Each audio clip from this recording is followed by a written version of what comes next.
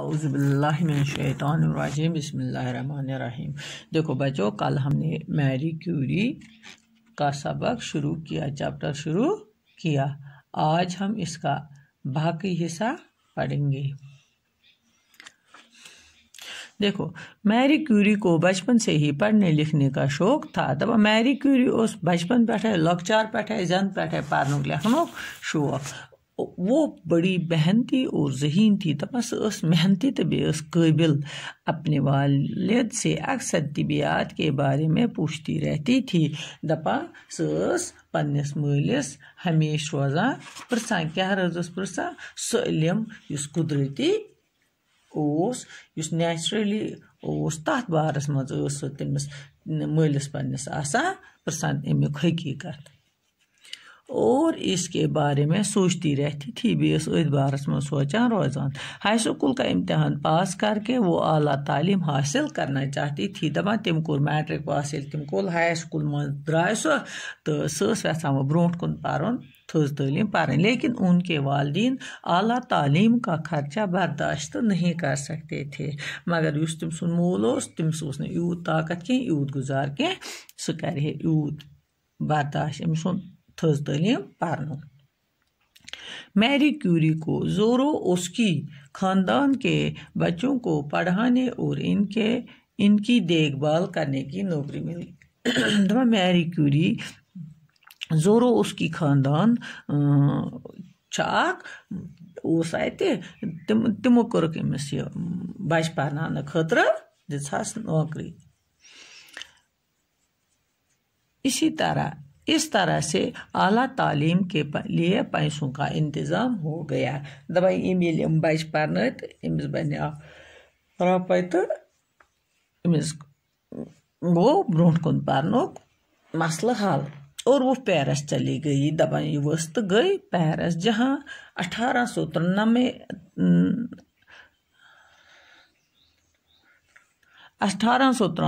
عیسوی میں انہوں نے فزکس میں MSc کی ڈگری حاصل کی۔ دپان یہ تم 1893 مز MSc فزکس ڈگری حاصل کر، اور 1894 عیسوی میں انہوں نے ریاضی میں بھی ڈگری حاصل کی۔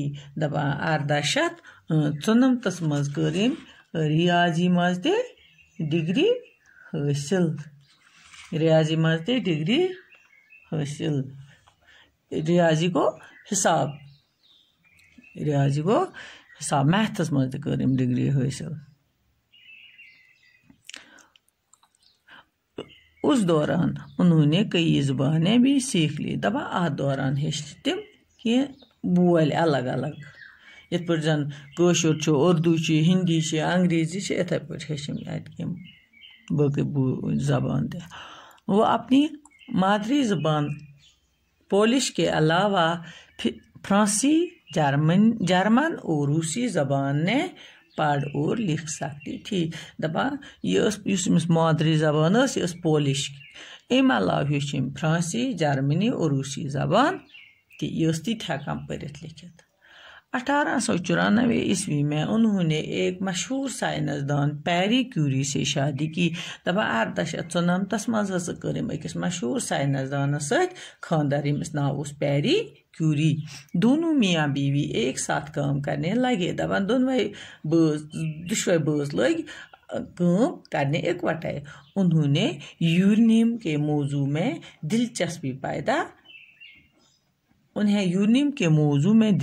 پیدا ہو گئی۔ دپان یورینیمس ٹاپکس پہ گئی امن دلچسپی، گو من اوکن انٹرسٹ۔